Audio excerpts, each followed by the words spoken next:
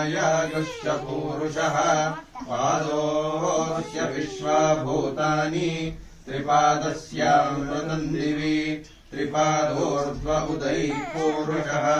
पादोऽस्येहा भवात् पुनः ततो विश्वम् व्यक्रामत्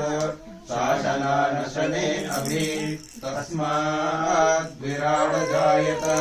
विराजो अधिपूरुषः स जातो अत्यरिष्यत पश्चाद्भूमिमदो पुरः यत्पुरुषेण हविषा देवा यज्ञमतन्वत वसन्तो अस्यासीदाज्यम् ग्रीष्म इद्मः शरद्दविः सप्तास्यासन् परिदयः